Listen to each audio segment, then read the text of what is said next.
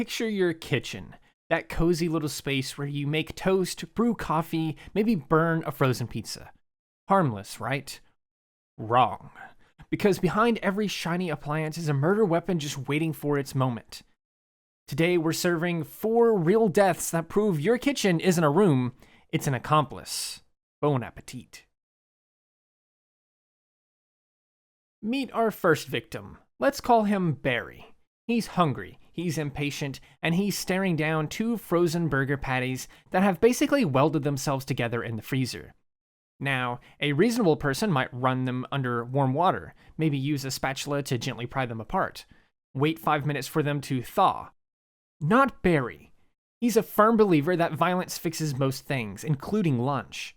They're harder and colder than your ex's heart, but unlike his ex, these patties actually fought back. He wedges the knife between the patties and starts twisting. The knife's stuck. The burgers aren't budging. Metal squeals against frozen meat. His grip tightens. He applies more pressure, more torque, and that's the moment physics decides to stop observing and start participating. The knife slips, not sideways, not onto the counter, straight down, into his abdomen, at counter height, with all the force he'd been using to separate his lunch. There's no dramatic music, no slow motion realization, just a wet thunk, and the sudden understanding that he's just lost a knife fight to himself. He actually had time to process what happened, time to look down, time to realize that 2 frozen patties weren't worth puncturing his own organs. But by then, gravity had filed the paperwork and blood loss approved it. The paramedics found him on the kitchen floor, the knife still there, the 2 burger patties sitting innocently on the counter like they had nothing to do with it. All of this, because waiting 5 minutes felt like too long. And somewhere, in a freezer, 2 untouched burgers are still winning. Our second victim was having a lovely brunch. Sun streaming through the windows. Fresh cappuccino, the whole aesthetic. All they needed was a dollop of whipped cream to complete the picture. Enter the fancy whipped cream gadget. Shiny, unnecessary, and apparently homicidal. It's technically called a whipped cream siphon, a pressurized canister chefs use to make desserts look Instagram-worthy. But in this case, it's about to serve up blunt force trauma instead of whipped toppings. Here's the issue. Some of these older models had plastic heads that really don't handle pressure well. We're talking recalled, defective, literally on a do not use list levels of dangerous.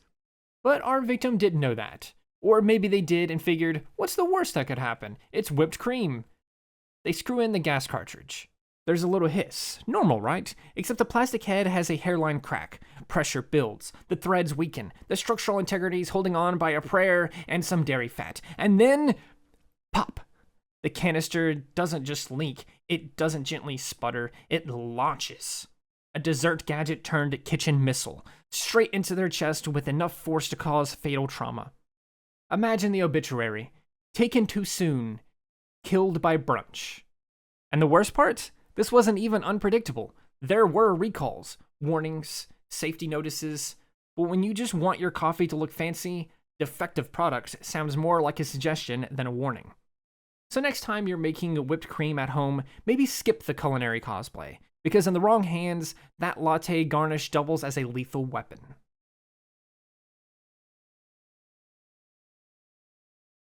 Alright, sit down for this one, because the sheer audacity of this death might make you question humanity. Our third victim had a broken dryer. Annoying, sure, expensive to fix, probably. A reason to improvise with potentially lethal appliances? Absolutely not. But they came up with what they thought was a genius life hack, drying clothes using an open gas oven. Let me repeat that. They draped wet laundry over the oven door, cranked up the heat, and thought, this is fine, this is resourceful, I'm basically a pioneer. No, you're basically creating a gas chamber for your wardrobe. See, when you run a gas oven with the door open for too long, it doesn't just make things warm, it pumps out carbon monoxide. Colorless, odorless, and sneakier than your landlord raising rent. Carbon monoxide doesn't announce itself. It doesn't sting your eyes or make you cough. It just quietly replaces the oxygen in your blood while you're standing there feeling proud of your warm socks. Our victim kept the oven running, kept the door open, kept congratulating themselves on beating the system.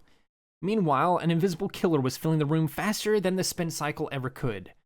By the time the dizziness kicked in, the confusion, the weakness, it was too late to connect the dots. They collapsed. The laundry kept drying. The oven kept pumping out poison.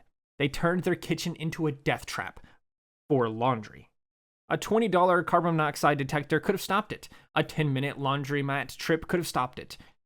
Basic knowledge of how combustion works could have stopped it. But no, the dryer was broken, so clearly the solution was DIY asphyxiation. So remember, if your dryer breaks, maybe use a clothesline. Because in this story, the only thing that got truly aired out was common sense. Our final victim wasn't even cooking for themselves. They were working the lunch rush at a busy Chinese restaurant. One of those kitchens where everything's moving at warp speed and the laws of physics are more like suggestions. Commercial kitchens are incredible. They're symphonies of noise, heat, and timing. But when one instrument goes off key, the whole performance can turn catastrophic. In this case, the ticking time bomb was a pressure cooker. Big stainless steel unit. Used every day. Reliable. Until it wasn't. Somewhere along the way, maybe a sticky valve, maybe a missed maintenance check, maybe just bad luck, the pressure release system stopped doing its job. Nobody noticed. Not when tickets were flying, works were flaming, and the sound of sizzling drowned out the danger quietly building in the corner. The gauge climbed, the lid tightened, the steam hissed louder, and then the pressure cooker decided it had enough. Boom. Not a little pop, not a whoops, a full-on explosion that turned lunchtime into a live-action war zone. Utensils flew, plates shattered, one cook hit the floor, and in the chaos, one person didn't get back up. Not from burns, from blunt force trauma, caused by a chunk of metal traveling faster than a kitchen roomer. A tool built to feed people just took one away. This wasn't stupidity, it wasn't reckless, it was what happens when speed and stress become part of the recipe.